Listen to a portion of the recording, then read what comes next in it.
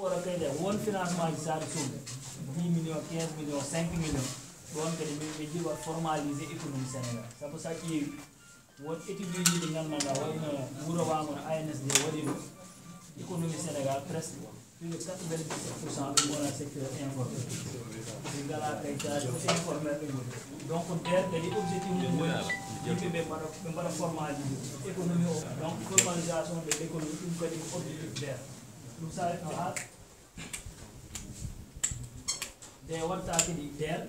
a wiyata formalisation de jiɗɗaki kayitaji gandanɗa goto ko ma won mine ya numéro d' identification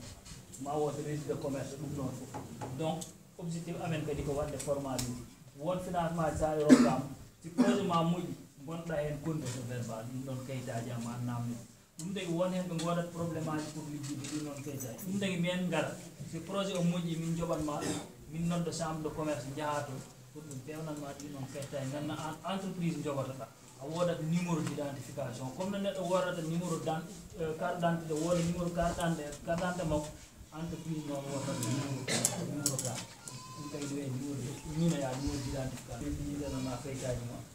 sabu min mbawama rokku kadi 5 millions 10 millions haalis mo gandanɗa ko haalis fof en haalis public tawa waɗata formalisé aɗa woni hen ɓe jiwani ko ɗon mais woɗɗen mbawi ƴettu haalis o jaaha hen liɗi walla jaaha hen ɗo goɗɗum ɗum wona ɓuura haalis o ƴetta tottira ko pour wadde favorise activité ji économique ji ɗo nder leydi donc pousse yimɓe kadi no mbinoɗi ɓe mbaɗa formalisé so entreprise ma moƴƴi complément ɗin namno tout temps min noddano min wonana permanent contact avec promoteur mo gandanɗa o namdi financement ha foti wonde donc min ɗum ɗo ƴeew ko activité haadema haala haalis ma ƴeew projet sa ƴetti haalis oɗo mbatta wiyta dotte kam haalis mi ƴetta haalis min jaaha ɓamin ƴeewa an eko mbatta haalis donc tawi min gandi an o aɗa foti rok minenama mamin ma kalan kadi hono mbatta tawi a sohla accompagnement éducation financiére comptabilité an sa yeeyi ni poɗɗa namir haalis ma dépense uji ni poɗɗa wat a foti yok taxe ɗum ɗon fof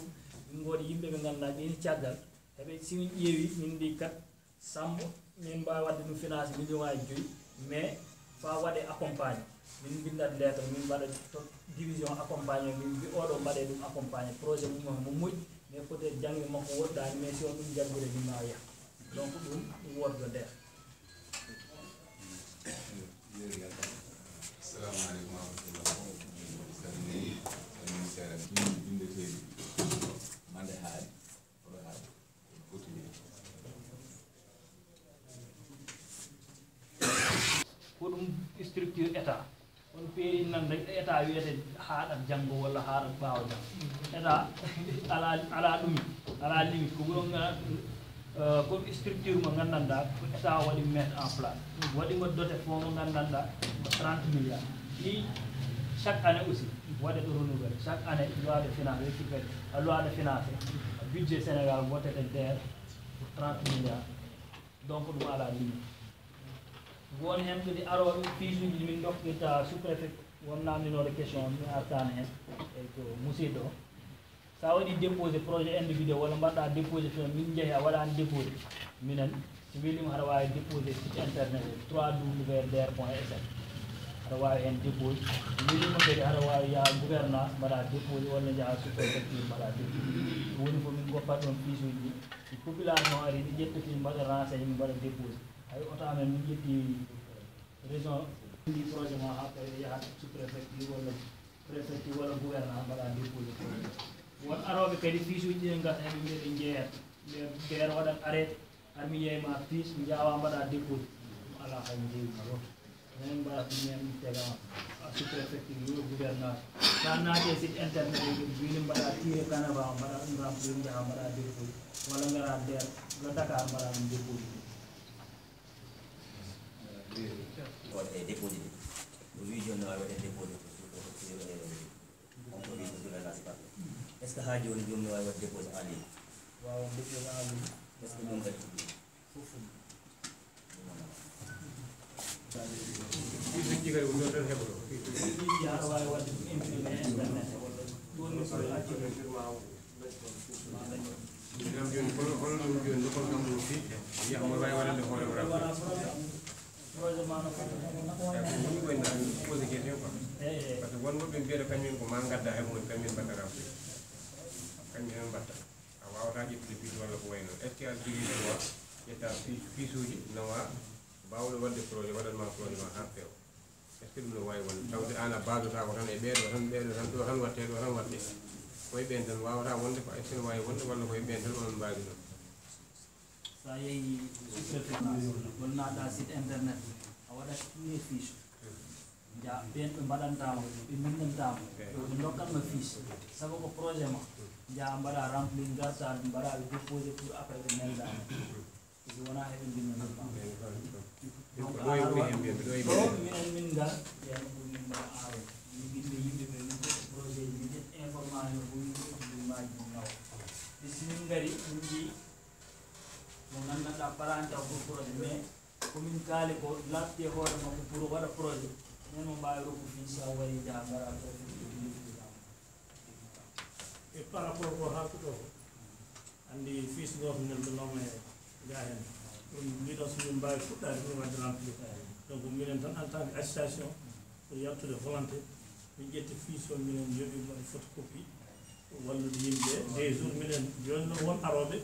mais min tottiɗumen fiis o noon min ngala ordre garɗo fof dokkaɓe fiis par ce que a anda no remplir min keɓano yamirode noon ɗum waɗi ko ɗum o namdude minen joguino fiis uji en tirinoɗi a wawi ittude fiis tan dokka neɗɗo mo anda to yahata a anda ko yahata ɗum min mbi sa ari min jomnotama sa ari jooɗoɗa minen gaddi yimɓe ne mbawi wadde remplir fiis o naɗumen way mais won woɓɓe ngara mbiyen nawa fiis o min mbiya ala mbaɗen même place min jogui 16 minen ɗo association bon volonté wonan ɗo ko yimɓe fof jewɗa mbaɗanɗa remplir so der ari min dokka min déposé ma ɗum addi takono min ɓurani yiɗum par ce que tawi expérience mo min dañi wiyani ko Médina Gounass comme minen ne min ɓooyi liggo ko wayni a yiyaki hen ɗoyam gure goɗɗe ɗe neɗɗo mbiya financement waɗa feere ha wiyo yimɓe ngar mais yahata ko nder wuuro mum noddo koreji mum kala belɗo ƴewma makna ma welamo wima an arama dañ financement ana welanimo goɗɗuma probléme wima ara ana dañta financement eɓe kaɓorta financement donc ɗum wona hen ɓurat ara ɓe binda welɓe ɗumen tan wonde neɗɗo jaja goto aɗa ƴetta ɓiɓɓe mum fof binda appusi financement ari kanko waɗa ramassé fof ƴetti donc ɗum kadi wona ɓurat ɗum tagui min ɓurani ɓurata yidde goto fof kala mo gandanɗa waɗi demande waɗanaka demande an bindi an signe comme ça ko projet makko kalɗanɓe makko résidence ma wona neɗɗo goɗɗo bamma walla kawma remnini sukaɓe makko rek windi pour après fottotina haalis o ko waɗa poson ɗum minen min jiiɗa ɗum tagui minen jii goto fof baɗɗa projet mum tawa omo woodi esprit libre pour waddemo kanko signe ngo jungo mum kanko windi foof wona projet mum hoore tawi andi a wawa wadde ala activité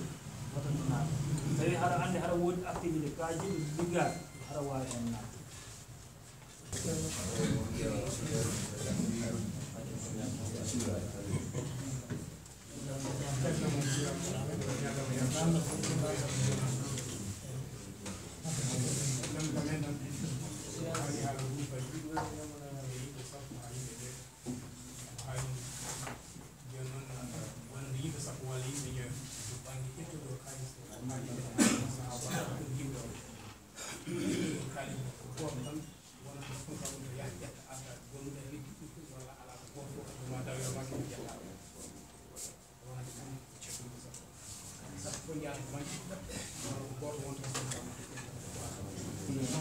photocopie carte d'identité mum a résidence mum o signe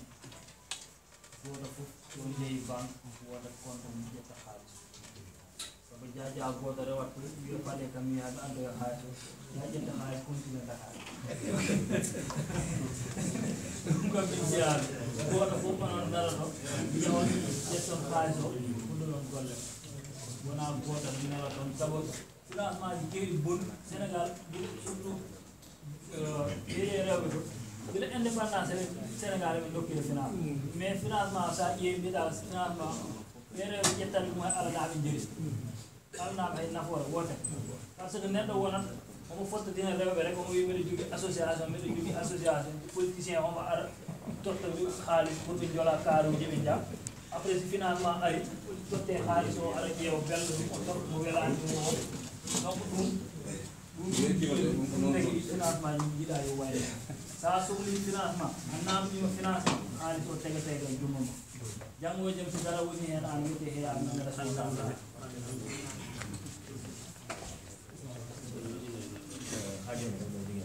par rapport joni est ce que ɗon ko adoyde fils tan walla sa adi ɗon fils a waɗi rempli ɗon mbatta ƴettuna kanko reɗɗoto hakkude min population hoɗɓe chaque département mo ɗum ɗon agence mais pour le moment komin liggodda les autorités territoriales woni gouverneur préfet ɗum ɗon heɓe jooɗoni gay kadi président heɓe jooɗoni laamu ngu gay donc heɓe goni relais ji amen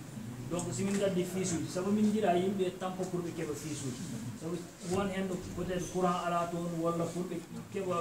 won ɗumineji internet ɗum ɗon weeɓani toon ɗum tagi mbiyen ƴetta fiche uji mbiyen ɗon tawi pour population ari ɓe tampata ɓe ƴetta fiche mais sa ƴetti fiche sa yeehi jangguno mo wawa renseigné sa pari mbaɗa ɗon dépôt eɓe siɓe pari ɓe nelda amen document ji nandade koko fewte e GIE